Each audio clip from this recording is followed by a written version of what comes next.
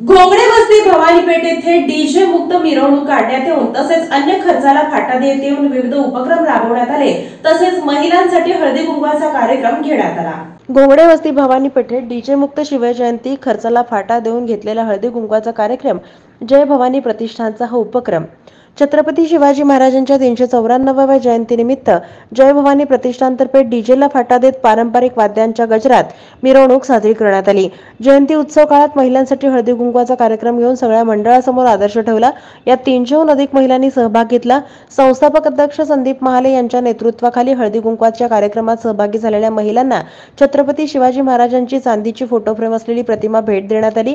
यावेळी माजी महापौर महेश कोटे, भाजप ओबीसी मोर्चाचे प्रदेश उपाध्यक्ष, माजी सभागृह नेते जनसेवक सुरेश अण्णा पाटील, संस्थापक अध्यक्ष संदीप महाले, उषा पाटील, अश्विनी महाले, रेणुका दोंतुल, शोभा जाजू, कृष्णा जाजू, सरिता महाले, शीला कोडम, ज्योती कोडम, रेणुका दोंतुल, भारती गुंडला, रम्या रायनी, अंबिका रायनी, सुवर्णा येमुल, अनिता रानसरते, ऐश्वर्या चरकुपल्ली, बालमणी रायनी, शांताबाई गुंडला, अनिता रापेली, दुर्गा रापेली, लक्ष्मी दुसा, भाग्यश्री भावी, वसुंधरा गणपा, अक्कम्मादेवी स्वामी यांच्यासह गोपाल कोडम, रवी गड्डम, अनिल म्हणता, अनिल बसुदे, सचिन जाधव, बालानी रायनी, सचिव दुगावे, अमर पवार आदी उपस्थित होते। या कार्यक्रमासाठी राहुल रायनी, राज माडा, विकी इराबत्ती, प्रवीण सब्बन, प्रणव दोंतुल, श्रीकार येमुल, अश्विन कोडम, जगदीश कोडम, पवन कोडम, भावेश सिंगाराम, गणेश कलशेट्टी यांनी परिश्रम घेतले।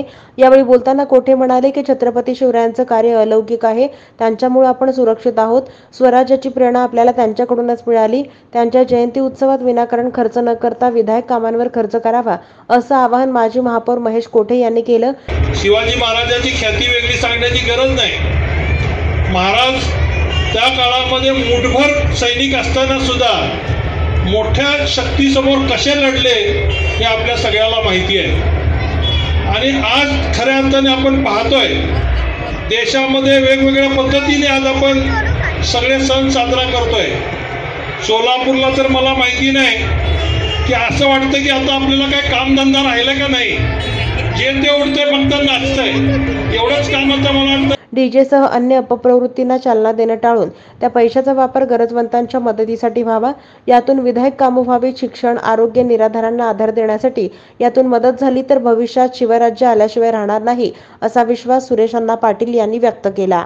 आपल्या छत्रपती शिवाजी महाराजांची जयंती आपण या ठिकाणी डॉल्बी लावून कार्यक्रम घेत होतो, परंतु योगायोग समजा छत्रपती शिवाजी महाराजांच्या आशीर्वादानं डॉल्बी लावायचं नाही असं पोलीस कमिशनर सांगायच्या अगोदरच आमच्या संदीपनं ठरवलं, मित्रमंडळीने ठरवलं की या भवानी पेठच्या गरीबच्या लोकांना आपण काहीतरी हळदी कुंकू कार्यक्रम घ्यावं।